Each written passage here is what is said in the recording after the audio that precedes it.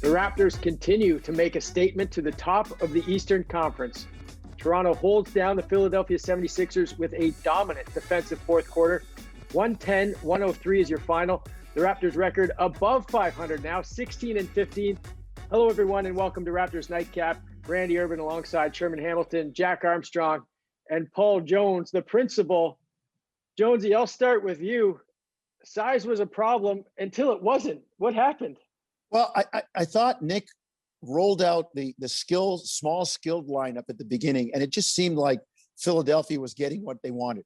And he said, Aaron Baines, you're my guy. And he sent Baines out, and Sherman and I talked about this on the radio. I thought they made Embiid work. And you know, the scheme that they used in the playoffs against him, they kind of employed it. They just didn't have the same personnel. I thought they did a good job coming at him with double teams, taking the ball out of his hands. Look, he's a big guy. And when he gets to a certain spot on the floor, you're not going to be able to stop him. And I thought they were effective at times, not letting him get to certain spots, forcing him to put it on the floor. So give them credit and give Nick credit for the schemes, and then the players putting the effort in to applying the schemes. Hence, they hold Philadelphia to 39%. Jack, I thought Embiid was pretty dominant early on. He got to the free throw line a bunch, and then, his numbers were still good, but the Raptors kept him at bay. How did you see it defensively? Well, they held him at a low percentage. What did he shoot? 6 for 20. So, yeah, he got to the line and all that. But I joke about buckets. On the answer side, he didn't make a lot of buckets, and you'd rather them hit singles, right? Go to the line, go ahead and hit singles. This is the number one fast break team in the NBA. Now, the Raptors are number 5, but Philadelphia had to play a little bit more station to station tonight. Yeah, it's been Embiid and Simmons got to the line a lot, but it kind of slowed the game down a little bit.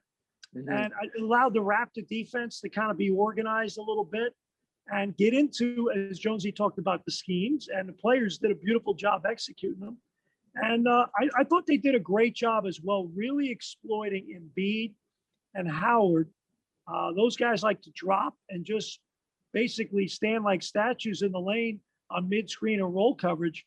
And I tell you what, Boucher punished them with it. Sure. Yeah, let's expand on that a little bit. Nice luxury for Nick Nurse to have, right? You bring in Baines to bang with Embiid, and then you've got Boucher, and however they guard him, on the three-point line, wasn't working. No, it wasn't. And, to be honest, you talk about Aaron Baines, and I really think, if we're going to give a defensive game ball, you give it to Aaron Baines. I thought he did a great job of just being physical with Joel Embiid. And, a lot of the talk coming into this game was Joel Embiid is too big. He's too physical. He's too skilled. He's too talented. And I thought Aaron Baines, along with the collective Raptor defense, really forced him into a lot of decision-making. He was kicking the ball out. They never really allowed him to get that low box position. And Aaron Baines, as a primary defender, fulfilled his role when defending Joel Embiid and allowed help side to fill in behind him. And I thought Philadelphia really fell asleep on Chris Boucher. He knocks down a few threes, and they didn't chase him off the line. They didn't try to get him to move. And then Chris Boucher, just a confident player, sees it go in. He's going to continue to knock down shots. Just want to touch on Jack's point about, Philadelphia leading the league in transition points. Well, they had 13 of their 15 fast break points in the first half. Second half, only 2. The Raptors got back, shut that down completely, and forced Philadelphia to look at them 5-on-5 for all of that second half. Jonesy, I also thought Pascal was terrific again. He's just playing with so much more composure than earlier in the season. Well, look, I mean, his numbers, people will look at the 8 of 18, but how about the 7 rebounds and the 8 assists, the playmaking, getting the ball to other people? He knows he's at the top of the scouting report. And Nick Nurse, even when Nick was kind of Dwayne Casey's offensive coordinator, the mantra was, when you've attracted 2 guys, you've done your job. Pass the ball. You can't outrun the ball. And I thought Pascal, some of those were direct assists. I don't know how many hockey assists he would have had, but the ball was moving tonight for Toronto. And I thought Pascal was a big part of it. He wasn't overhandling. He was looking for his stuff. He wasn't forcing. I I mean, and he missed some easy ones too, but I thought he did a good job in his overall floor game and his decision making tonight, Randy. Jack, what do you think's been key to his progression this season? I think, I think they jolted him a little bit. Tell you what, sitting down for a game, get you to reflect a little bit. And I think like there had to be, sometimes crisis is good. And, Jonesy, Sherman, you guys are parents, and Jonesy, you were a coach and an educator. And sometimes you need to have that come to Jesus meeting where you say, hey, what we're doing right now isn't good enough. And the standard, we have a higher standard for you. And people are preparing a little differently now for you. And you got to kind of, I wouldn't say totally reinvent yourself, but you've got to get back to being who you are and bring that energy and that juice and that jam. And then you also got to grow as a player a little bit. And I'm seeing jam, I'm seeing energy, I'm seeing fight from him, which is really fun to watch. And then I'm seeing a guy growing as a player now that he's really seeing more, and he's becoming a really well-rounded player. Herbs, just before Sherm jumps in, the two words go together, whether it's life or basketball, conflict and change. One begets the other. If, like Jack said, you sit a guy down, there's a little bit of conflict there, he changes. And on the other side, when things change, then you might have some conflict because of the change.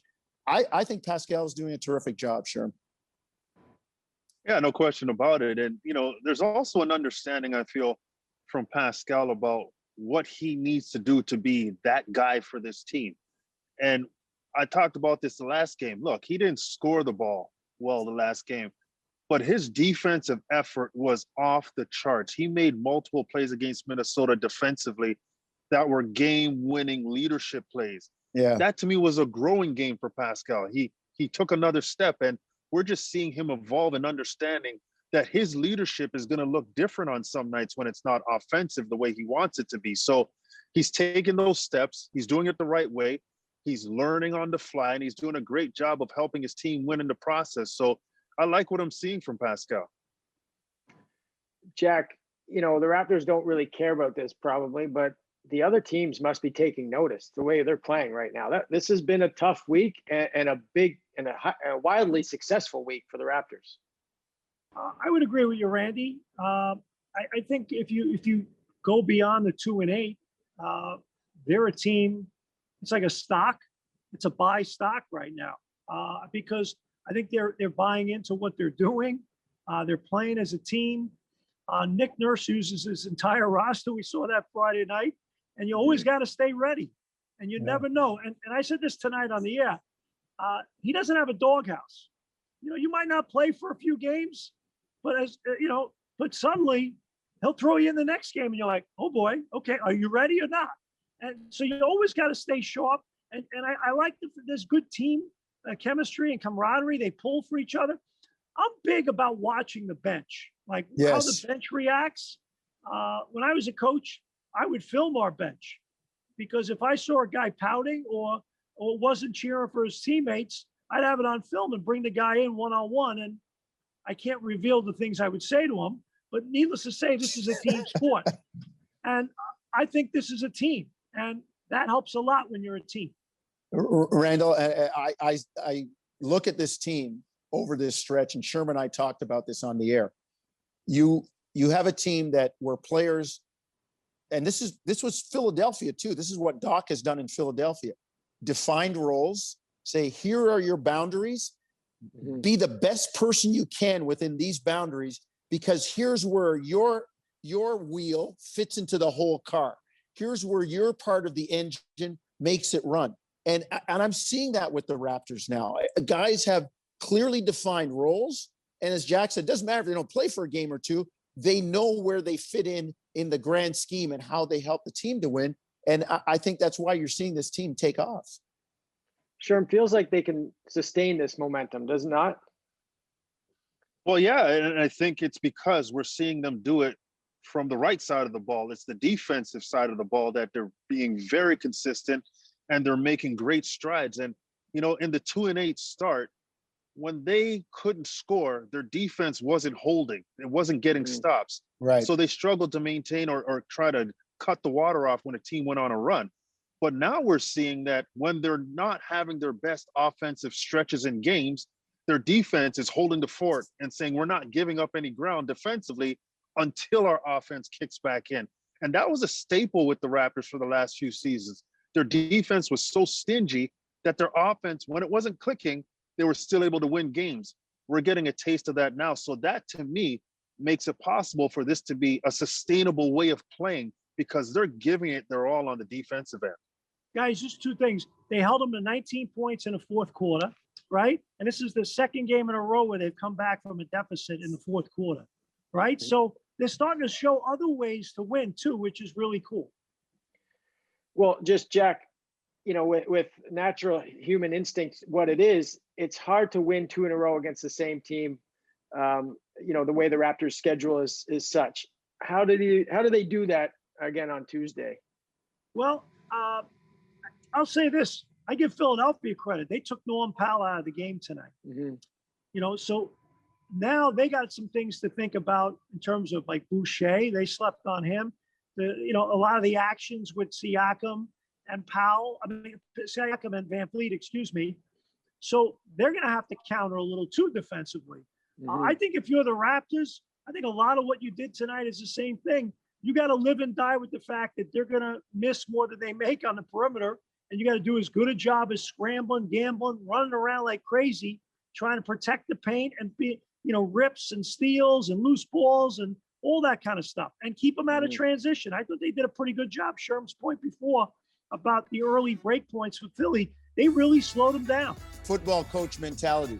Do it until they stop it. I appreciate you guys. That's great stuff as always. We'll see you Tuesday night.